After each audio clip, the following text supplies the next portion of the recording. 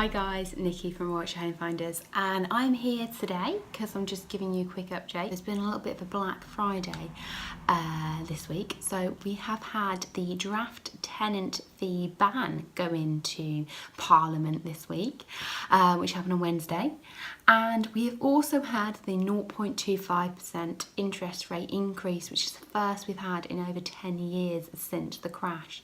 So there's an awful lot going on out there.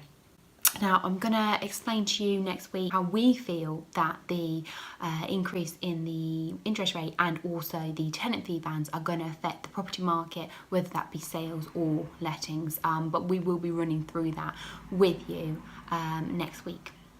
What I want to do today, or get out there really quickly to you guys today, especially you landlords out there, is I just want to let you know what the key points are with regards to the tenant fee ban and how it's going to affect you.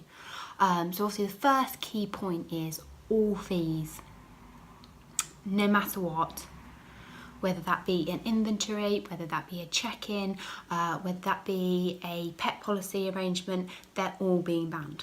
So every single fee will be banned and the landlord will be liable now, which obviously we don't agree with, because if you were to apply for property to purchase, not just rent, you would obviously have search fees, conveyancing fees, etc. that you would enter into. So why is it that when it comes to tenants and you're giving them an asset, they don't have to pay for those fees?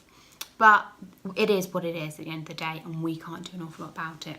So that is the first biggest thing, which we knew was coming anyway. The second thing on the list that they have said about is that, thank goodness, they are letting us having holding deposits, but it has been capped at 1 week's worth of rent. So that is it, 1 week's worth of rent for a holding deposit, which is not for an awful lot of money. Unfortunately, it is going to be refundable. Which is not brilliant, but it's not refundable if the tenant has supplied false information or misleading information that caused them to not complete successfully on a tenancy application. So that is quite a good positive note, to be honest with you, because at least if they fail their credit checks, your holding deposit you can still keep.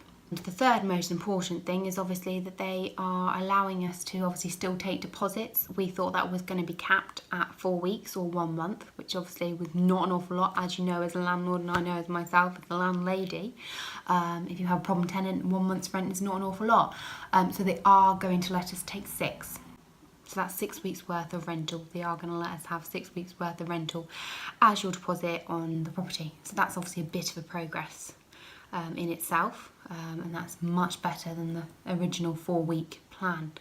And then the other thing they are looking at as well is actually a couple of things. Is one, they are looking at making all landlords and letting agents regulated.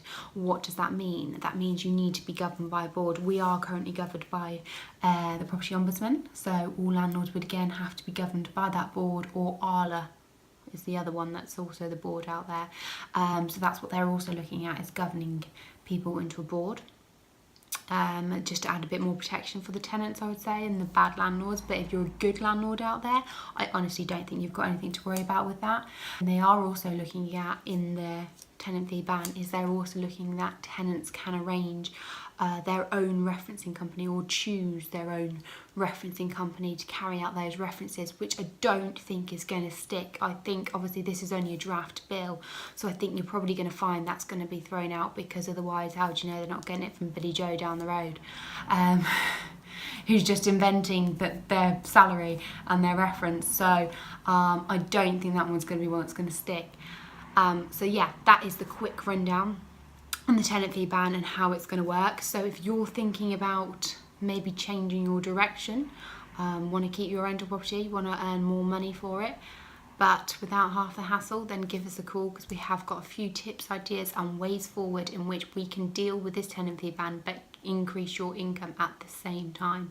So don't forget, numbers below. Give me a buzz or an email if you need any help or advice on the letting markets around Stratford or Warwick. See you soon. Bye bye.